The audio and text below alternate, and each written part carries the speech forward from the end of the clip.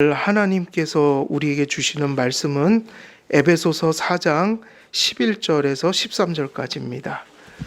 11절에서 오늘은 13절까지 제가 봉독해 드리도록 하겠습니다. 이는 만물을 충만하게 하려 하심이라. 그가 어떤 사람은 사도로, 어떤 사람은 선지자로, 어떤 사람은 복음 전하는 자로, 어떤 사람은 목사와 교사로 삼으셨으니 이는 성도를 온전하게 하여 봉사의 일을 하게 하며 그리스도의 몸을 세우려 하심이라.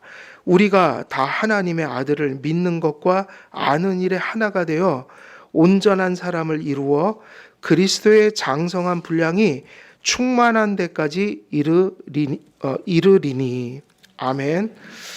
오늘 13절까지 읽었습니다. 이 문단이 14절에서 끊기도 하고 13절에서도 끊기도 하는데 제가 쭉 설교를 준비하다 보니까 14절은 15절 이후에 문단하고 묶여지는 게 더 의미가 잘 통할 것 같아서 13절까지 문단이 이제 끊어진 거예요. 지난번에 주보에 14절까지 나와 있었는데 13절에서 끊는 게 더 설교하기에 더 합당한 것 같습니다. 그 내용들이. 그래서 오늘 13절까지 제가 끊었고 이 문단은 13절이 이제 마지막 문단이 구절이 되는 거죠.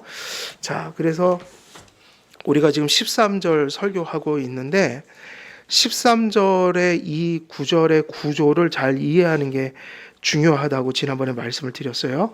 그래서 우리가 다 하나님의 아들을 믿는 것과 아는 일에 하나가 되어 온전한 사람을 이루어 그리스도의 장성한 분량이 충만한 데까지 이르리니 이렇게 되어 있는데 여기서 이 주동사하고 이 모든 문장을 받는 그 주어와 주동사가 뭐냐 그러면 그때 그렇게 끊었죠. 구조가 그렇게 돼 있다고 그랬어요. 우리가 뭐 하는 데까지 이르리니 요게 한 동사와 주어예요. 그리고 나머지는 뭐냐면 우리가 앞에서 얘기했던 거 비슷한 구절이 있었잖아요. 그 12절이 그랬던 것처럼 전치사 3개가 이 동사에다 묶여 있는 겁니다. 그러니까 우리가 다 뭐 하는 데까지 이르리니 그렇게 돼 있고 그 내용 그럼 뭐 하는 데까지 이르느냐 그러면 이제 그 내용이 뭐인 거예요? 하나님의 아들을 믿는 것과 아는 일에 요게 한 덩이고요. 그 다음에 온전한 사람을 이루는 거.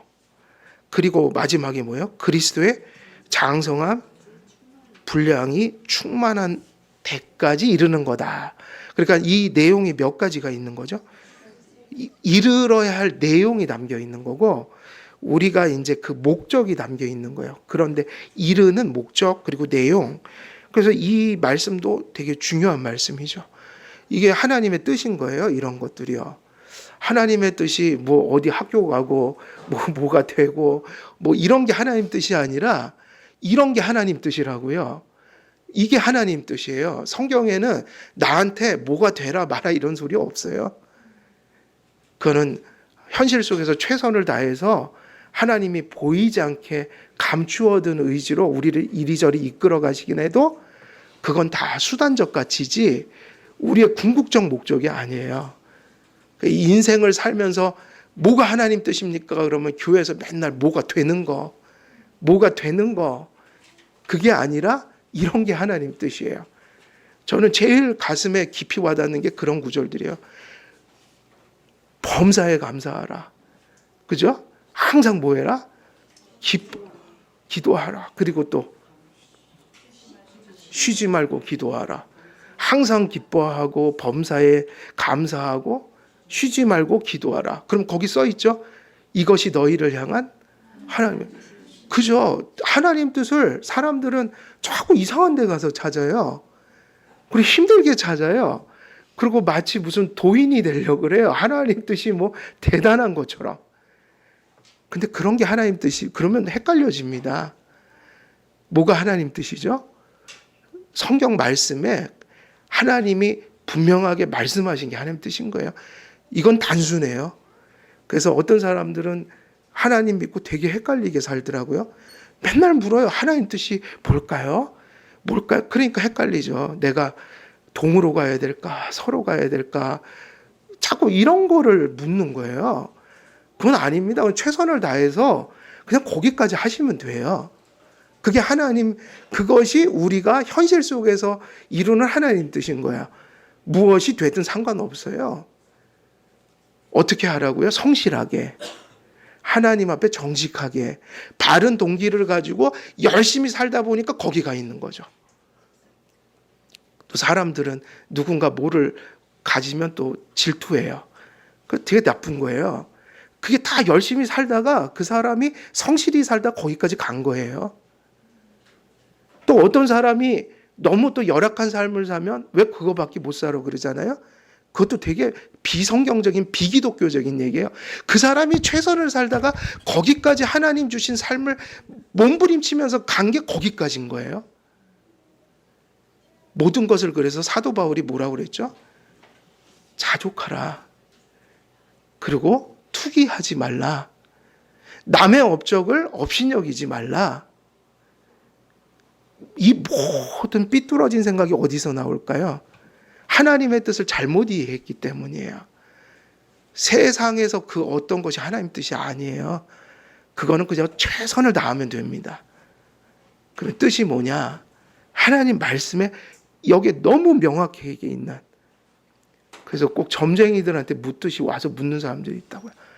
철학자들처럼 하나님의 뜻이 뭘까요? 근데 하나님 뜻 그렇게 복잡하지 않아요. 성경을 안 믿으니까 성경의 가치를 우습게 하니까 하나님 뜻이 안 보이는 거야. 성경을 분명히 믿고 성경에서 내가 삶의 목적을 추구하면요. 성경 읽을 때마다 하나님의 목적이 너무 분명하게 보여져요.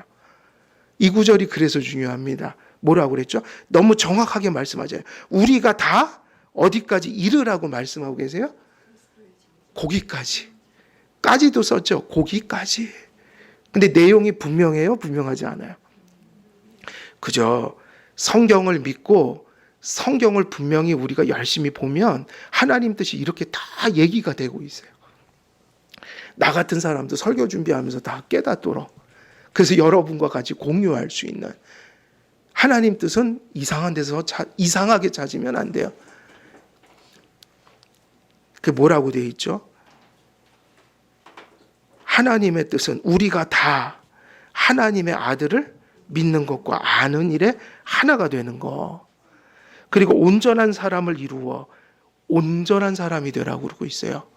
그리고 뭐라고 그러죠? 그리스도의 장성한 분량이 충만한 데까지 이르라. 하나님 뜻 되게 분명하죠. 이 문장을 이해하면 되는 거예요. 그래서 우리가 살펴볼 것은 이 하나님의 뜻에 대한 첫 번째, 하나님을 어떻게 하라고 그러셨죠? 어디까지 이르라? 하나님을 믿는 일과 아는 일에. 근데 그것으로 끝나지 않았어요. 믿어라 이 얘기예요.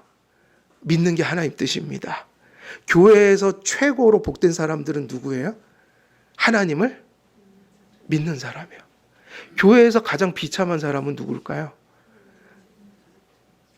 교회의 마당을 밟고 있지만 믿음이 안 생기는 사람이에요. 이거 되게 중요한 얘기예요. 왜? 지금 성경이 그렇게 얘기를 하고 있어요. 무엇이 하나님이 우리를 부르신 목적이고 뜻인가? 하나님을 뭐 하는 일이라고 그랬어요? 믿는 일이요. 그러니까 교회에서요, 열심을 낼 게 그거 외에 다른 게 없어요. 다른 거는 다 해도 되고 안 해도 되는 일이고요. 해도 되고 안 해도 되고, 이거 중요합니다. 이거 되게 중요한 얘기예요. 교회에서 해도 되고 안 해도 되는 일을 해도 되고 안 해도 되는 일로 분별할 줄 알아야 돼요. 그리고 이렇게 해도 되고 저렇게 해도 되는 일이 있죠. 그죠? 그거는 그냥 어떻게 하면 될까요, 우리가?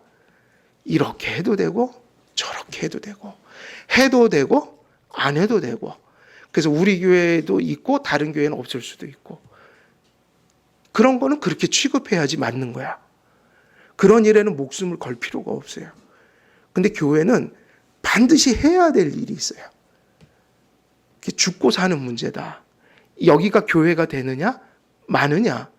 교회는 그런 거에 신중해지고 그런 거에 되게 이렇게 막 신경이 곤두서야 돼요. 그게 뭐냐? 예수님께서도 그 일을 말씀하셨어요. 하나님을 위해서 내가 무슨 일을 해야 될까요? 그러니까 예수님이 뭐라고 그러셨죠? 야, 믿는 것이 나의 일이다 그랬어요. 교회에서 하나님을 믿는 일을 깜빡 잊잖아요. 그러면 큰일 나는 거예요. 그리고 여러분, 교회를 왜 나오는 거죠? 우리가 이렇게 이 소중한 이 시간을 왜 그렇게 이렇게 분주하게 오늘도 나오는 걸까요? 이유가 뭐죠? 교회를 왜 나오는 겁니까? 믿음을 갖기 위해서죠. 그죠? 예배를 어떻게 믿음이 없이 드릴 수 있겠어요? 이미 예배라는 말 속에는 뭐가 전제되어 있는 거예요? 우리가 하나님을 모르는데 어떻게 그 이름을 불러요?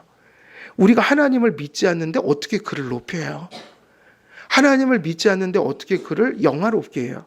하나님을 믿지 않는데 어떻게 그를 즐거워할 수 있겠어요? 그러니까는 교회는 믿음이 있어서 나오는 것이고요. 혹은 믿음이 없다면 믿음을 갖기 위해서 나오는 것이에요. 교회에서 목사가 설교하는 이유도 간단해요. 절대로 여러분들의 현실적인 삶에, 그거는 밖에서 더 가이드를 많이 해주죠. 공부 잘하려면 어디를 가면 돼요? 학교를 가든지 학원을 가시면 되고요. 여기는 아이들 공부 잘하라고 오는 곳이 아니에요. 교회에 오면 그거를 부모들이 아주 분명하게 해야 돼요. 예수 바르게 믿게 하기 위해서 아이들 손을 잡고, 우리가 지금 가은이와 주은이를, 내가 내 자식들을 지금 저 자리에 저렇게 앉혀놓은 거야. 그 맞습니다. 여러분, 주식 잘하려면 어디를 가야 돼요? 요즘엔 주식 다 컨설팅 하잖아요. 보니까 다 막 돈 주고 다 하더라고요. 사람들이 이렇게 알려주는 거, 여기다 투자하면 잘 됩니다. 그런 거 전문적으로 하고 사는 사람들이 있잖아요. 부자가 되려면 그런 분들한테 가는 게 훨씬 더 효과적입니다. 그래요, 안 그래요? 교회는 무엇을 위해서 오시는 곳이에요? 믿음이요. 왜 그런지 알려드리니까 성경이 그렇게 가르쳐요. 믿음이 어디서 난다고 그랬죠? 들음에서 나고, 들음은 그리스도의 말씀으로 말미암느니라. 왜 듣는 거죠? 왜 말씀을 전하죠? 믿음이 생기려고요. 되게 중요한 얘기예요. 교회는 사활을 걸고 이렇게 주일, 특별히 우리가 일주일 동안 만날 시간 많지는 않아요. 수요일 날 또 잠시 오실 수 있는 여유가 있으신 분들은 또 중간에 한번 뵙지만, 사실은 일주일 동안은 일에 파묻혀 산다고요. 그죠? 이게 분주한 삶을 듣는데, 맞아요. 6일 동안 노동하는 시간들이에요. 오늘은 무슨 날이죠? 주일이에요. 주일은 나의 일상에 대해서 죽는 날이고, 나의 죄성에 대해서 죽는 날이고, 내 자아가 죽고 그리스도가 사는 날이에요. 무슨 얘기냐? 그렇게 6일 동안 떨어져 있다가 성도들이 이렇게 한 몸이 돼서 이렇게 모이는 이유는 믿음 때문이에요. 믿음 때문이에요. 교회는 그거보다 더 중요한 일이 있어서는 안 돼요. 성도들의 교제도 가장 강렬한 교제는 뭘까요? 예배예요, 예배. 같은 걸 생각하고 공유하고 듣고, 하나님의 가장 강렬한 은혜가 공통적으로 몸으로서 받아들여져, 회중으로서 제 말씀을 듣는 겁니다. 지금 개인이 아니라 지금 한길교회 몸으로서, 그래서 이렇게 같은 시간에 예배를 드리는 거예요. 같은 시간에 같은 자리에서 같은 공간에. 그래서 교회에서 최고의 교제는 무슨 시간이에요? 예배예요, 사실은. 그 교회가 예배를 바르게, 모든 성도들이 같은 진리를 깨달으면서 동일한 은혜를, 동일한 그리스도를 바라보는 순간에 최고의 그 교통이 일어나고 있는 거예요. 여러분, 하나님을 믿는 일을 위해서 교회가 존재한다는 그 하나님의 뜻을 우리가 잊어버리면요, 교회는 이익 집단이 돼버려요. 그리고 교회는 친목 집단이 돼버려요. 교회는 그런 곳이 돼서는 안 돼요. 교회는 교회여야 돼요. 그래서 뭐를 드러내야 되죠, 교회는? 교회의 표지요. 말씀, 성례, 그리고 그것이 위태해질 때 권징으로서 말씀과 성례의 가치를 지켜내는 것. 여러분, 권징을 우리가 지금 기독교 강요에서 좀 권징의 정신은 그거 하나예요. 말씀과 성례를 지켜낸다. 우리가 그걸 존중한다. 그걸 지켜내기 위해서 우리는 온갖 정신을 다 쏟는다는 게 권징의 정신이지. 그러니까 권징은 일평생 없는 게 복인 거죠. 하지만 권징은 언제나 들려줘야 돼요. 왜? 그 얘기는 뒤바꿔 얘기하면 뭐라는 얘기죠? 말씀 선포와 성례가 교회의 표지이기 때문에 이것이 잘못되면 우리는 지켜낼 것이다. 하나님에 대한 믿음이 없는 사람들이, 그 공공연하게 범죄하는 자들이 성찬의 떡을 결코 함께 떼지 않겠다는 의지인 거예요. 아무나 성찬의 떡을 먹지 못하게 하겠다. 그게 무슨 얘기죠? 신앙의 표가 없이는 절대로 성찬의 떡에 참여할 수 없다. 여러분, 성찬은 식탁이에요. 영적 식탁에 둘러앉아서 가족들이 많이 먹을 수 있는 식탁. 다시 말하면 신앙과 삶으로 자신의 그 신앙이 있음을 교회에 표한 사람들, 다시 말하면 그 뭘 받은 사람들이에요. 세례요. 그래서 성찬을 줄 때 뭐라고 그러죠? 세례받지 않으신 분들은 성찬에 참여하실 수 없습니다. 하나님을 믿는 일만을 집중해야 되는 곳이 교회니까 교회에서는 다른 목적을 가지고 우리가 뭐를 하면 안 됩니다. 항상 믿음이에요. 여기는 그 기능을 위해서 있어요. 나머지 현실을 위한 건 어디 가서 하시면 돼요? 바뀌어. 맞죠? 그래서 저는 그렇게 얘기하는 거예요. 하나님의 통치가 두 개로 나뉘어 있다. 지난 시간에 배웠죠. 교회의 통치와 칼의 통치가 다르다. 아이들이 시민으로서 자라가는 건 어디서 배워야 돼요? 요즘에는 좀 교육이 넓어졌으니까. 예를 들면 아이들이 시민으로서 자라가서 직장 생활도 하고 사회 생활하고 이런 거는 신앙교육이 아니에요. 그건 어디서 배우면 학교에서 배우고 혹은 가정에서 하면 홈스쿨링이라고 하고, 그리고 학교들이 약간 기존의 방식을 탈피하면 대안학교라는 게 있고, 근데 항상 목적은 거기에 있어야 돼요. 그것도 좀 깨끗해야 돼요. 바른 시민을 길러내는 곳이다. 아이들을 20살이 돼서 사회 나가기 전까지 국가라는 곳이 윤리적인 존재로서, 정신적 존재로서, 그리고 그 나라를 번영하게 하는 여러 가지 각자의 소양을 길러주는, 이게 교육이 돼야 되는데 지금 교육이 아주 잘못돼 있어요. 맨날 그 입시 그거 하나만 통과하면 다 끝 이렇게 하는 식으로. 그래, 인성 교육도 안 되고. 근데 그게 아니라 밖에 학교를 가는 이유가 뭐라고요? 뭐를 세우는 거예요? 시민, 바른 시민, 건전한 시민.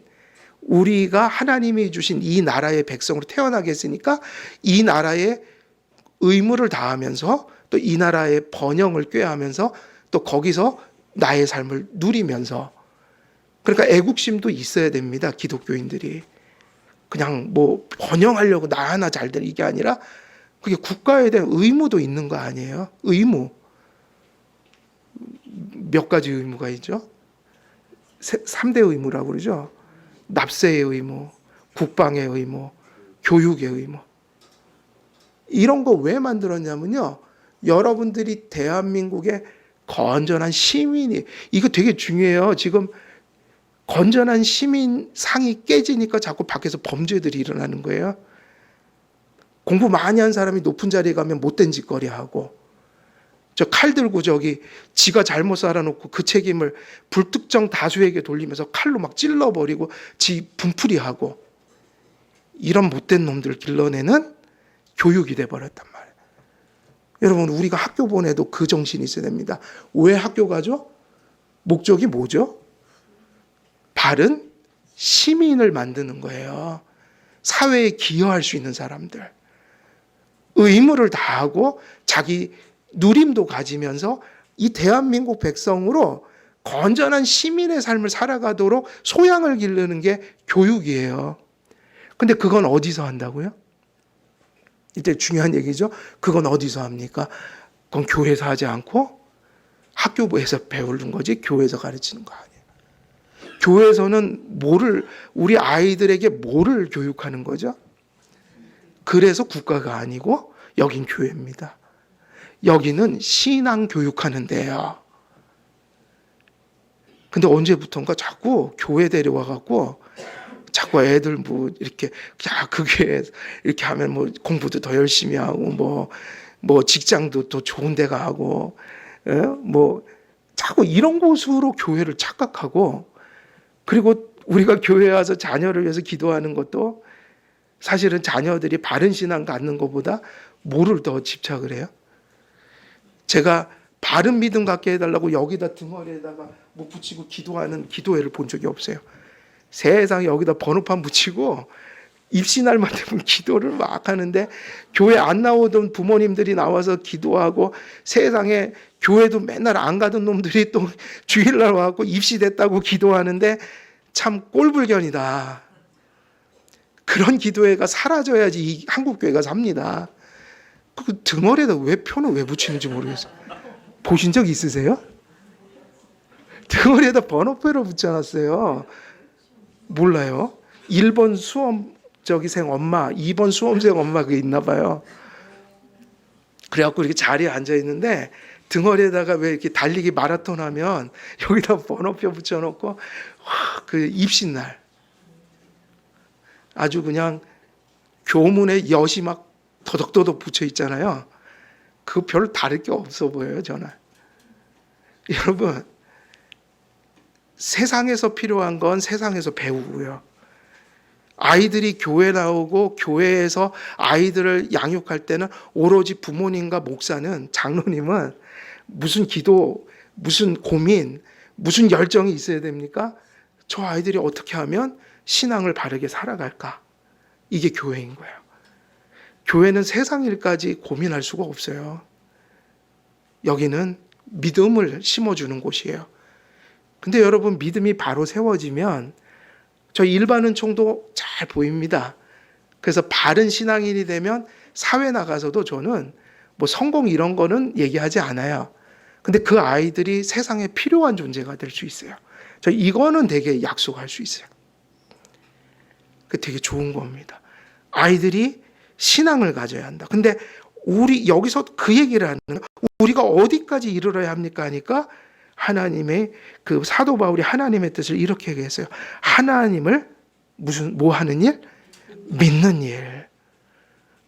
근데 여기다 하나 붙였죠. 그냥 혼자 잘 믿는 게 아니라 이래서 교회론이에요. 하나님을 믿는 일이 거기까지 이르러야 되는데 그 믿는 일에 어떻게 되라고 그랬어요?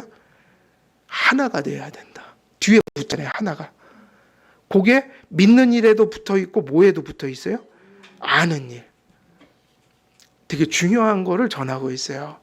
믿는 일과 아는 일에 하나가 되는 데까지 이르러야 한다. 이것이 그 내용이에요. 우리를 부르신 목적이에요. 그래서 지금 이 일이 지상 성도들과 교회에 나타나야 하고, 그래서 여러분, 이 하나님을 믿는 일과 아는 일이 어디서 나타나야 된다고요? 지금 여기서 이 교회에서 나타나야 돼요. 그거는 미래에만 관련된 게 아니에요. 이게 완전해질 때가 있겠지만 지금은 완전하지가 않는단 말이에요. 완전하지 않으니까 과정으로서 가고 있는데, 그래서 지상에선 이게 중요해요. 그것이 지금 존재하느냐. 그러니까 제가 이게 중요한지 아닌지 한번 생각해 보세요. 모두가 천국에 들어가고 싶어 하죠. 근데 그 천국은 하나님 앞에서 마지막 때 하나님이 재림하실 때 너 지금 믿을래? 안 믿을래? 제가 믿겠습니다. 이래서 가는 거예요. 믿었던 사람이 가고 안 믿는 사람은 저주를 받고 하는 거예요. 이미 믿는 사람이 천국에도 들어가고 이미 안 믿는 사람이 저주를 받는 게 마지막 심판이에요. 무슨 얘기냐면 여기서 뭐를 가져야만 하는 거예요? 믿음이요. 그 믿음은 불완전하지만 어떻게 보면 되게 초라하지만 그것으로 부활이 되는 거고 그것으로 천국에 들어가니까 믿음은 거기서 갖는 게 아니라 어디서 가야 돼요? 여기서요. 그래서 그걸 뭐라고 부르냐면 씨라고 불러요. 씨드. 그것이 뭐가 되냐면 부활이 되고 하나님 나라의 완성이 되는 거야. 그러니까 그 믿음을 언제 가져야 된다고요? 그래서 이것은 긴박성을 가지고 전하는 거예요. 여러분 복음을 전할 때는 뭐가 따라오죠? 긴박성. 복음은 항상 그렇게 전해요. 지금 안 믿으면 큰일 날 것처럼. 왜 그렇죠? 왜 긴박성을 갖죠? 전도라는 것이. 내일 일을 인생은 모르니까요. 그 사람이 천년만년 살 것 같아도 내가 오늘 안 전하면 그 사람은 내일 없을 수도 있거든요. 예수님이 내일 와버리실 수도 있거든요. 도적같이 임한다고 그랬지 예고하고 오신다고 그러진 않았어요. 그래서 오히려 징조를 살피라고 그랬지. 징조로 따지면 초대교회 때부터 지금까지 계속 종말의 카운트다운이 시작됐다. 그래서 바울은 긴박성을 가지고 초대교회 때 엄청 긴박하게 복음을 전했어요. 주님이 내일 오실 것처럼. 그러니까 우리도 똑같아요. 오늘 안 믿으면 내일은 없습니다. 왜 없냐면 모르니까요. 모르는 거는 내 날이 아니에요. 사실 그래요. 오늘 여러분에게 여러분의 날은 언제밖에 없어요? 오늘밖에 없어요. 예배도 똑같습니다. 예배도 오늘 드리는 거예요. 다음 주? 다음 주에 내가 있을 수 물론 있겠죠. 그래도 저는 장담은 못해요. 저도 장담 못해요. 저는 우리 집사람이 가끔 아프면요. 가끔 사경을 헤맬 때가 있어요. 왜 그렇게 한 번씩 크게 아픈지 겁나요, 겁나. 한 번씩 아플 때마다 얼마나 고민하겠어요. 왜 이렇게 잘못한 것만 떠오르는지. 또 잠시 후면 또 똑같아지지만 그때만 사람이 돼요. 또 조금 아프면 또 사람이 됐다가 그런데 내일이 없어요. 그냥 오늘이죠. 우리에게는. 그러니까 믿음은 미룰 수 있는 걸까요? 없는 걸까요? 믿음은 미룰 수가 없는 거예요.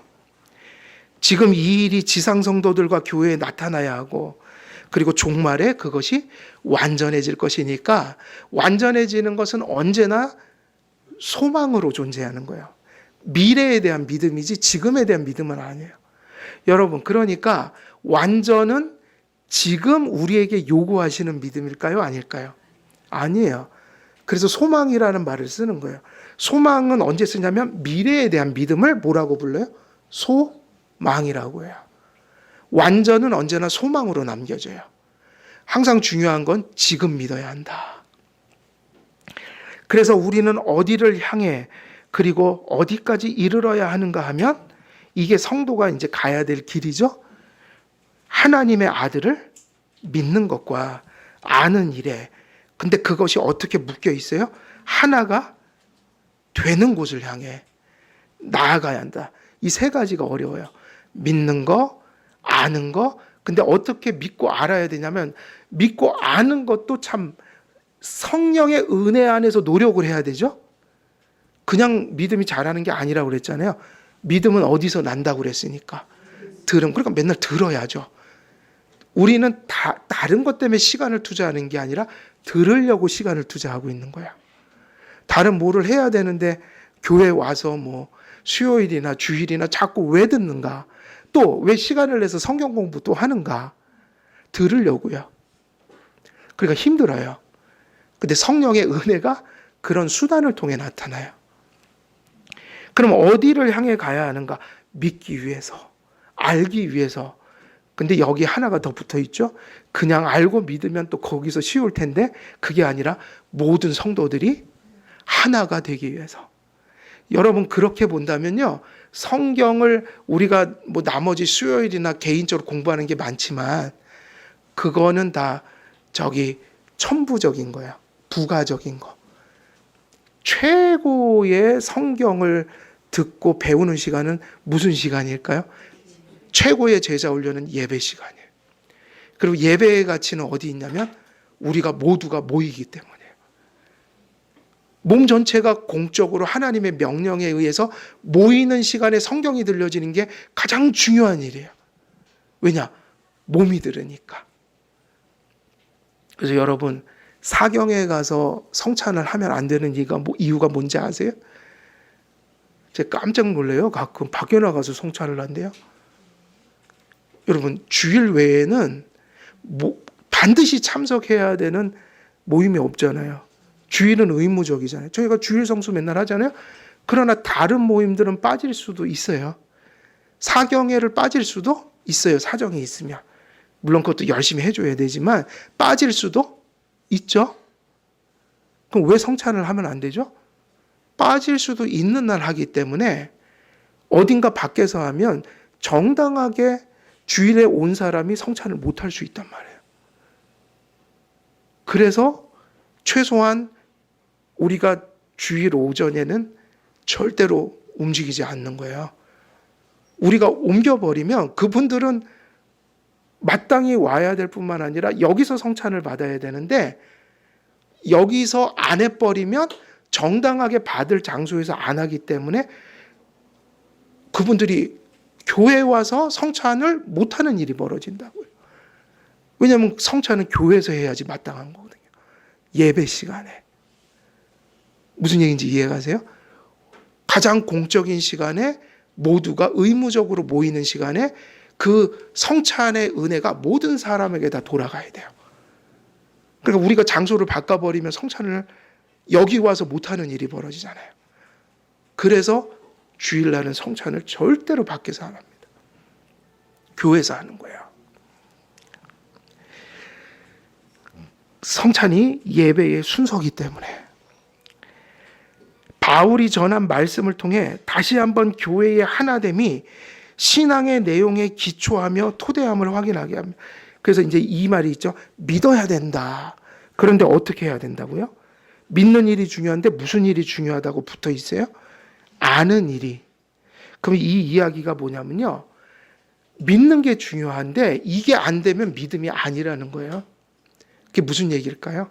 믿는 일이 중요하다. 근데 뭐를 붙여놨다고요? 아는 일. 그럼 이 얘기는 뭐냐면 안다는 게 내가 막 사변을 사용하고 철학을 사용하고 공상을 해서 성경을 막 해석한다는 게 아니라 성경에 근거한 믿음만이 참 믿음이니까. 그래서 아까 그 얘기가 나오는 거죠. 믿음은 들음에서 나는데 아무거나 들어서 믿음이 나는 게 아니라 어디에 있는 말씀을 들어야지 믿음이 난다는 거예요. 성경이에요. 그러니까 사도 바울은 이렇게 얘기하죠. 믿는 일과 아는 일에. 이래서 바른 말씀과 바른 교리를 듣는 게 되게 중요한 것이 잘못된 성경 해석과 이단적이고 이설적인 성경 해석과 그런 해석들이 만들어 놓은 이단적이고 이설적인 교리들, 그리고 자유주의 사상, 이런 거 있죠. 그런 철학에 물든 성경 해석, 이런 것들을 들으면 신앙이 파괴가 돼요. 다시 말하면 바른 믿음은 바른 말씀을 들을 때 발생하는 거니까 사도 바울이 무엇을 묶어놓은 거예요? 믿는 일과 아는 일에. 말씀을 바로 듣고 배워야 한다. 깨우쳐야 한다. 다시 말하면 믿음은 뭐냐면 말씀을 믿는 믿음이라는 거예요. 그러니까 바른 믿음은 바른 삶을 수반할 수밖에 없어요. 다시 말하면 우리가 믿음이 좋다고 할 때 그 믿음이 좋고 나쁨의 분별은 그 믿음이 바라보는 대상에 달렸다는 거예요. 무엇을 믿는가? 믿음의 내용이 무엇인가? 그게 잘못된 걸 우리는 뭐라고 불러요? 그것도 믿음이거든요. 그것도. 잘못된 것도. 근데 그게 무슨 믿음이죠? 우상에 대한 믿음. 미신적인 믿음. 미신적인 믿음이 있어요, 없어요? 어떻게 하면 우상적이거나 미신적으로 갈 수 있죠, 우리가? 되게 간단한 얘기예요. 우리가 미신적인 믿음에 빠지려면 이렇게 하면 되죠. 성경에 어긋난 걸 쫓아가면 되죠. 이단적인 믿음, 우상적인 믿음, 미신적인 믿음, 그리고 자의적 믿음이 뭐예요? 성경에 근거하지 않고 내 부패한 본성이 바라는 거를 쫓아가는 믿음. 이걸 자의적 숭배. 그리고 지독하게 하나님 의식이 불같이 일어나고 그걸 어떻게든지 꺼버리려고 하는 무신론. 무신론. 이런 것이 다 뭐냐면 믿음에 대한 내용이 다 잘못돼 있다. 근데 그 잘못이란 말을 쓸 때 이게 중요한 거죠. 뭐가 잘못된 것인가? 성경을 벗어난 내용. 바른 믿음은 바른 말씀에 대한 내용을 가진 믿음이다. 그러면 그걸 뭐라고 부르죠? 말씀에 근거한 믿음이다. 이게 되게 중요한 거예요. 그래서 오직 신앙의 바른 믿음과 바른 신앙의 일치는 어디서 오냐면 말씀과 교리에 대한 일치에서 오는 거예요. 그래서 다원주의 신학을 보면 그 WCC 같은 데서 왜 불교도 막 같이 예배드리고 이런 데서 다른 거 다 강조하는 게 뭐냐면 사랑을 강조해요. 정의, 사랑. 근데 뭐만 딱 빼자고 그러는지 아세요? 교리 얘기만 하지 말자고 그래요. 왜냐하면 교리 얘기를 하면 하나가 되는데 몹시 걸림돌이 돼요. 왜 그러냐면 각자가 다른 믿음을 가지고 있기 때문에 내용을 얘기하기 시작하면 싸울 수밖에 없어요. 그러니까 뭐만 빼면 같이 할 수도 있어요. 참 재밌대요. 스님하고 신부님하고 목사님이 같이 방언하면서 예배드려요. 거기 방언은 공통적으로 일어나거든요. 그러니까 이게 방언이 아니죠. 기독교적으로. 방언처럼 우리가 이해하고 있는 그 소리. 그것을 스님들도 하고 신부님들도 하고 그리고 다 해요. 뭐 저기 그 남녀 호랑개교 이런 데도 다 합니다. 이슬람도 해요. 방언을. 그럼 거기서 공통점이 뭐냐면 영적 체험이에요. 그래서 다원주의 WCC가 하나 될 수 있는 게 영적 체험의 동일성 때문에 같이 정체성을 느끼는 거야. 근데 뭐로 닦아면 갈라져요? 교리를 얘기하기 시작하면. 그러니까 뭐만 빼면 돼요? 교리만 얘기하지 말자. 그래서 여러분 사도 바울이 얘기한 건 중요합니다. 우리가 믿는 일과 아는 일에 어떻게 돼야 된다? 하나가 돼야 된다. 그러니까 결국 교회의 진정한 참된 일치는 어디서 와야 되는 거죠? 진리에 대한 일치에서 오는 거예요. 다시 말하면 우리 믿음이 무엇에 근거한 믿음이 돼야 되는 거예요? 성경에 근거한 믿음. 그래서 박윤선 박사님이 늘 강조하던 게 계시 의존적 사색을 하라. 성도님들이 이제 생활의 현장 나가서 어떻게 생활해야 되냐면 교회에서 우리가 여러분들이 혹은 깨달은 말씀들을 생활 현장 속에서 늘 생각하고 기억하면서 여러분들이 밖에 나가면 많은 관계를 맺고 그리고 수많은 상황들이 생기잖아요. 그 상황들을 무엇에 근거해서 사고하면서 살아야 된다는 거예요? 말씀이요. 그렇게 안 하면 막 사는 거죠. 고민도 없는 거죠. 근데 그렇게 살면 분별이 돼요. 이건 세상 사람들과 같이 할 수 있는 거. 이거는 세상 사람들과 같이 할 수 없는 거. 그래서 자기 부인이 발생해요. 하나님 뜻과 세상이 충돌하니까요. 그래서 세상 사람들과 같이 잘 지내지만 같이 할 수 없는 것도 있는 거죠. 그래서 같이 해야 할 걸 같이 안 할 때는 야, 너희가 세상 속에서 살아야지 이 얘기를 해야 되고 너희 신앙이 현실 속에서 열매를 맺어야지 세상을 피해서 도피해서 사는 게 아니라 세상 한가운데 들어가서 기독교인의 가치를 펴고 사는 거야. 이렇게 하니까 세상 밖으로 나가는 것도 잘못된 거지만 세상 속에 있다고 해서 세상에 동화되는 것도 잘못된 거다. 그래서 바울은 그때 그 얘기를 하는 거예요. 어찌 하나님과 벨리알이 하나 될 수 있느냐. 그 얘기 하시잖아요. 그 잘 구별해야 돼요. 세상에 들어가서 함께 할 게 무엇인지를 봐야 되고 세상 사람들과 동일하게 함께 힘을 합쳐서 이루어갈 가치가 있는 반면에 우리는 기독교인이기 때문에 그런 일에 동조하지 말아야 될 것들이 있다. 그러니까 여러분 요한계시록 소아시아 7교회의 상황들은 이게 없으면 아무 의미가 없는 거죠. 이게 있으니까 소아시아 7교회 이야기가 나오는 거 아니겠어요? 그들이 세상과 함께 갔지만 어떤 면에서는 거부한 것이 있어서 핍박을 받았다는 거예요. 그럼 그게 어디서 나오는 거냐? 내 고집, 내 가치관 이게 아니라 내 신념이 하면 안 돼요. 그건 완악한 거예요. 그러니까 그거는 약간 뭐라 그럴까? 자기 신념으로 그렇게 강한 거는 그건 약간 완고한 거죠. 우리는 무엇에 있어서 철저해야 돼요? 자기 신념이 아니라 성경의 가치가 그렇다는 거예요. 그래서 우리가 이러지도 못하고 저러지도 못합니다. 저는 이걸 따라야 합니다. 내 고집도 아니고요. 내 신념도 아니고요. 저는 하나님 때문에 이걸 못합니다. 이 얘기해야 돼요. 그러니까 이게 언제 발생하죠? 하나님을 아는 일과 하나님을 믿는 일에 있어서 하나가 돼버린 공동체가 세상에 대해서 취하는 태도가 그거예요. 세상과 더불어 가지만 성도들이 그들 안에서 세상을 섬기지만 그러나 하나님의 말씀의 가치를 타협하지는 않아야 되니까 진리를 어디 안에서 전하는 사람들이에요? 진리를 사랑 안에서. 진리를 사랑 안에서. 또 사랑을 어디 안에서요? 진리 안에서. 그래서 진리를 지키는 게 사랑이기도 하고 사랑을 행하는 게 진리이기도 해요. 여러분, 기독교적인 사랑은 좀 되게 해석하기가 힘들더라고요. 왜냐하면 성경은 세상처럼 그런 걸 사랑이라고 하지 않아요. 예를 들면 이것도 사랑이라고 하지 않아요. 우리가 고린도 전서 몇 장이 사랑장이에요? 그죠? 거기 보면 이런 얘기가 나오니까 헷갈려지는 거예요. 너의 몸을 불사르게 내어줄지라도. 그 얘기는 무슨 얘기일까요?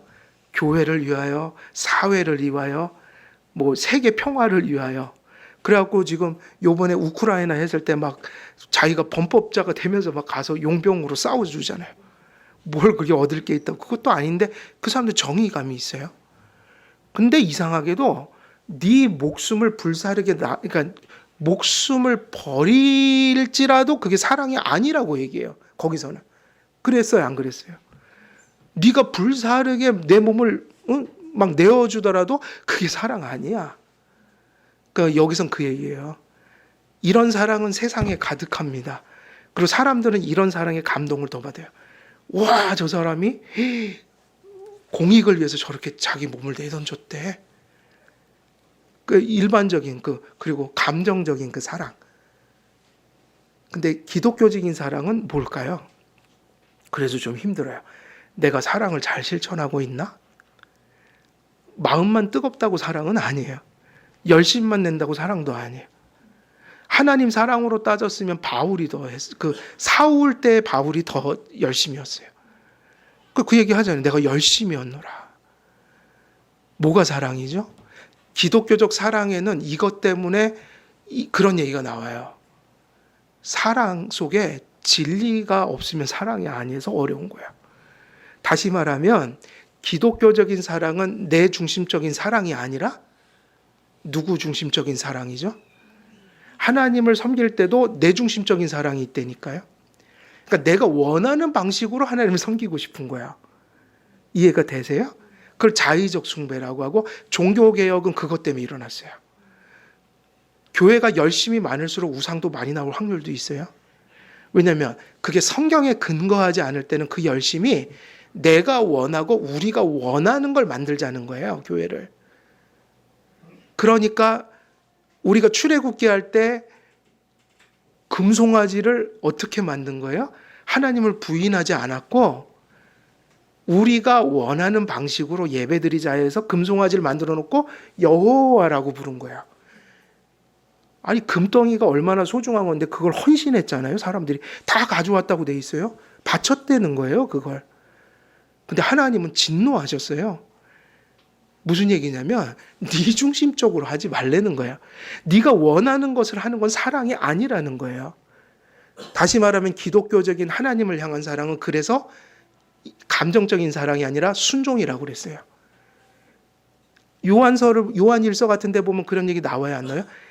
나를 사랑하는 자는 뭐 하는 자가 사랑한다고 그랬죠?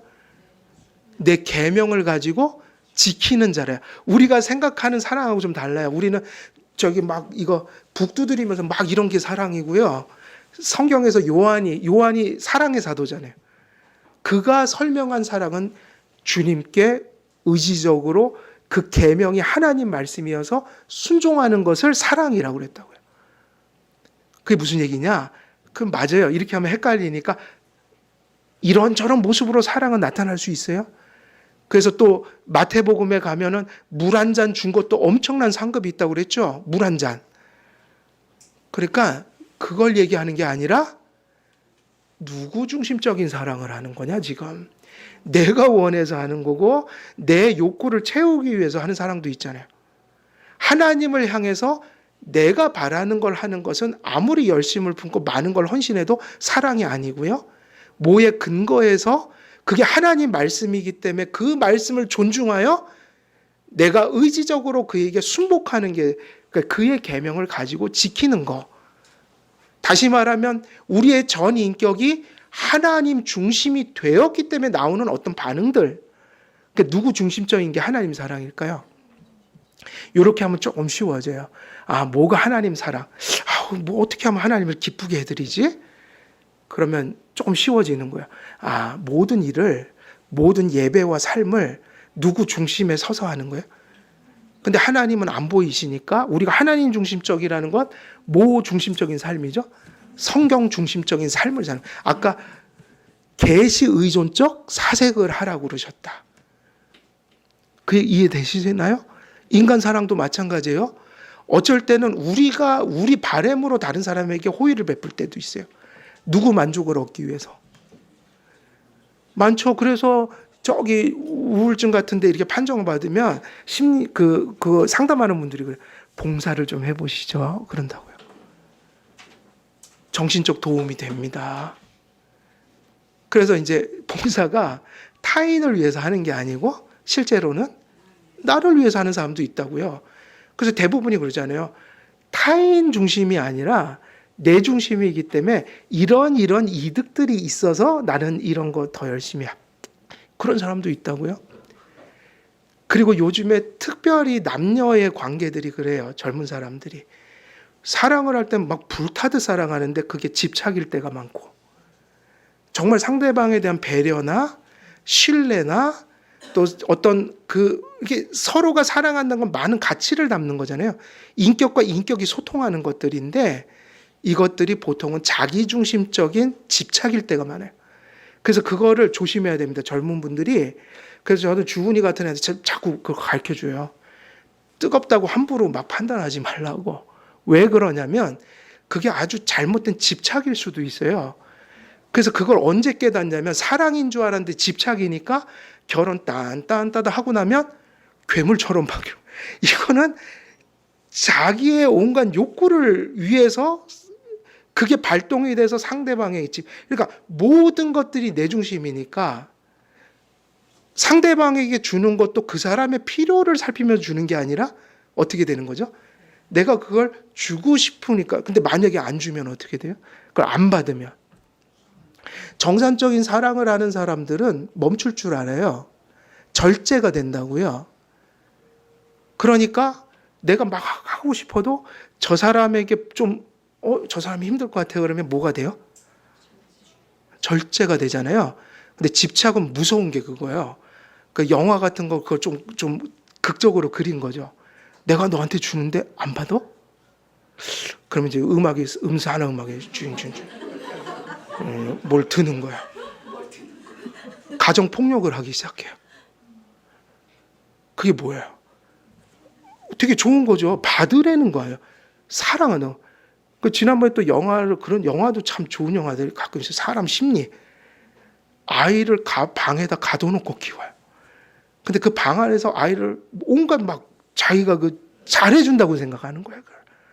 그걸 뭐라고 부르냐면 집착. 주는 게 철저히 누구 중심적으로 주는 거예요? 이게 내가 아무리 좋아도요, 상대방에게 필요 없는 게 있어요. 그러면 그게 이제 민폐가 되는 거예요. 그래서 옛날에는 무조건 밥을 얼마큼 줘야 돼요? 이만큼 퍼주면. 근데 저는 그때 세대라 그래도 좋아요. 아유, 정이 많으시구나. 근데 요즘 사람들은 힘들어요. 그냥 먹을 만치 주는 게 배려다. 그리고 더 달라고 그러면 아유, 그죠. 10그릇이라도 더 드리고. 근데 옛날에는 약간 집착이 있었다고요. 많이 먹어줘야 돼. 제가 우리 장가 잘 갔잖아요. 많이 하고 장모님이 그게 마음에 들었다고. 근데 또 저는 잘 먹어요. 또.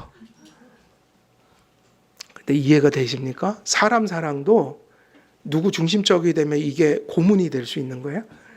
자기 중심성이에요. 그러니까 하나님과 이웃을 사랑한다고 할 때 누구 중심성이 되는 게 하나님 사랑인 거예요. 하나님 중심성. 그것 안에서 이기적인 사랑을 하지 않는 거.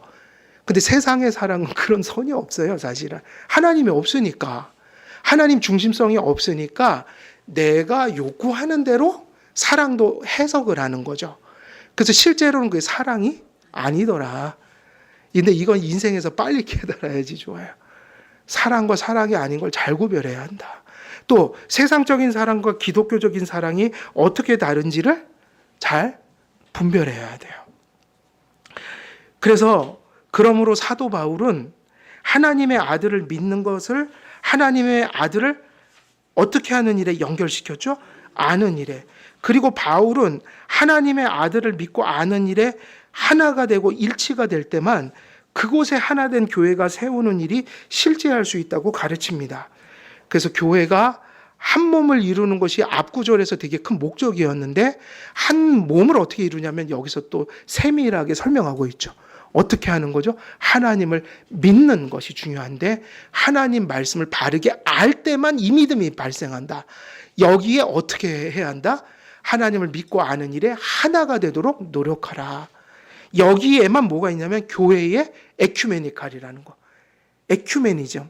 일치가 있을 수 있는 거예요. 근데 세상의 에큐메니칼은 뭐냐면 진리를 버리는 거예요. 그래서 위험해요. 그러므로 지상에서 성도들이 교회를 세우고 일치와 연합을 경험하려면 그래서 종교개혁자들이 바로 이 교회론적인 목적을 위해서 교회를 개혁하고 깨끗하게 만들고 교회가 그리스도의 온전한 몸이 되게 하기 위해서 에베소서를 주석하고 설교하면서 칼빈과 찌빙글리나 블링거와 같은 그런 종교개혁자들이 어디로 돌아가자고 외친 거예요? 솔라 스크립투라. 오직 성경으로 외친 거예요. 그러니까 오직 성경은 결국 어디로 가자는 얘기일까요? 하나된 교회를 세우자는 거예요. 여기서부터 시작된다. 그러므로 바울이 교회를 세우고 일치와 연합을 경험하려면 오직 성경으로 돌아가야 한다고 말씀하고 있는 겁니다. 그러므로 바울은 4장 11절에서 성도들을 그리스도의 몸된 교회를 세우기 위해 섬기도록 준비시키는 가르치는 직분을 강조했고 그것이 무엇을 하냐면 우리가 12절에서 얘기했던 내용들을 얘기하고 있고 그것에 대한 더 구체적인 내용이 이 13절로 흘러내리고 있는 겁니다. 교회가 하나님의 말씀을 순전히 선포하여 교회의 바른 신앙 고백과 교회가 세워질 때 성도들은 하나된 교회를 세워갈 수 있게 되는 겁니다. 그래서 프랭크 틸만은 이 주석가인데요. 이렇게 얘기했어요. 에베소서 4장 5절에서 바울이 언급했던 교회의 하나됨을 위한 근거로서 하나의 믿음을 언급하며 그래서 7가지 교회 하나됨 할 때 거기에 뭐가 있었죠? 하나 중에 믿음이 하나요. 이런 얘기가 있었죠. 믿음이 하나요. 그때 이런 설교를 또 했었어요. 그러면서 프랭크 틸만은 교회를 세우고 하나 되게 하는 일이 성경에 근거한 교리 인식을 갖는 일에서 그것이 시작된다고 주석하고 있어요. 뭐에서 시작한다고요? 하나님 말씀을 바르게 해석할 때 나오는 교회의 교의. 이것에 대한 인식만이 교회를 하나 되게 만들 수 있다. 그래서 우리가 신앙 고백을 오후 예배 때 성경을 오전에는 강설하고 오후에는 뭐 하죠? 교리 강설을 하는 이유는 성경의 해석의 결과이기 때문인 거예요. 그 이상근이라는 박사도 바울이 언급한 하나님의 아들을 아는 일을 그리스도에 관한 본질적이며 근본적인 교리에 대한 인식을 갖는 것이라고 이렇게 얘기를 했다고요. 하나님의 말씀, 그것은 뭐와 이렇게 끊어질 수가 없어요. 말씀의 바른 해석이 교리니까, 교회가 인식한 말씀이니까 교리를 바르게 인식하는 일이 교회가 하나 되는 데 있어서 몹시 중요하다. 물론 우리는 그리스도에 관한 성경의 그 교리를 인식한다는 말을 더 보충할 필요는 있습니다. 성경과 성경으로부터 비롯된 교리를 인식한다는 말은 이것이 사변적인 것이나 논리적 개념으로 이해하고 있는 것이 아니라 이 말씀과 교리를, 내용을, 진리를 받는다는 것은 어떤 의미로 강조되냐면 이해하는 게 중요하지만 이 이해가 사변적이지 않은 이유가 뭐가 있어요? 우리가 지금 시간이 다 돼서 여기서 좀 마치고 다음 주에 더 설명을 해드릴게요. 자, 그러면 좀 마무리를 지으면서 왜 아는 일이 어떤 결과를 가져오기 때문에 사변이 아닌 걸까요? 우리가 자꾸 알자, 하나님을 알자, 교리를 인식해야 된다 이런 얘기를 할 때 왜, 무엇에 도달하려고 이걸 자꾸 배우는 거예요? 그 얘기가 중요합니다. 그것은 사변이 아니라 철학 체계를 세우는 게 아니잖아요. 논리가 아니라고요. 항상 우리는 말씀과 교리를 하나님과 관계하기 위해서 배우는 거라고요. 관계. 무슨 관계요? 인격적 관계. 그와 연합. 그러면 그 인격적 관계는 뭐예요? 그분과 연합하고 교제하는 거. 그를 두려워하고 사모하는 거. 그 모든 삶 속에서, 예배 속에서 인격적으로 누구와 교통하는 거예요? 하나님과. 그 릴레이션십이 본질이기 때문에, 그 인격적인 관계가 본질이기 때문에 하나님 말씀을 우리가 배운다는 건 사변이 아닌 거예요. 그래서 항상 하나님의 말씀이 우리 안에 바르게 이렇게 열매를 맺는다는 것은 논리로 규결되는 게 아니라 인격적 관계로 규결된다. 왜냐? 간단한 얘기죠. 말씀이 뭐기 때문이에요? 계시. 그럼 계시의 의미는 뭐죠? 하나님이 그 계시를 통해서 누구를 바라보게 하시는 거예요. 그죠? 그래서 우리는 그 하나님을 의지하기도 하고 사랑하기도 하고 두려워하기도 하고 그분 때문에 기뻐하기도 하고 힘들면 아버지 도와주소서라고 손을 뻗치기도 하고 이 모든 인격적, 다시 말하면 여러분과 제가 지금 인격적으로 소통하고 있는 것처럼 하나님과 소통하고 계신 거예요. 근데 무엇을 통해서만 하는 거예요? 말씀을 통해서 하는 것이다. 그래서 말씀이 교리가 중요하다는 얘기예요. 오늘은 여기까지 말씀을 제가 전하도록 할게요. 오늘은 여기까지 전하고 또 다음 주에 좀 전할 말씀들이 좀 많이 남아 있습니다. 오늘 여기까지 하고 제 기도하겠습니다. 살아계신 하나님 아버지, 오늘도 13절의 말씀을 통해서 우리가 하나님을 믿는 일과 아는 일에 하나가 되는 것이 왜 소중하며 그것이 어떠한 의미로 교회를 향한 하나님의 뜻으로 전해졌는지 말씀을 전했습니다. 이 말씀들이 모든 성도님들 가슴속에 깨달아지게 하시고 또 그 가슴속에 뿌리 내리게 하시고 예배와 생활 속에 그 말씀을 붙들고 살아가는 또 열매 맺는 그런 풍성한 은혜가 넘쳐날 수 있도록 성령으로 충만하여 주옵소서. 감사드려오며 우리 주 예수 그리스도의 이름으로 기도드리옵나이다. 아멘.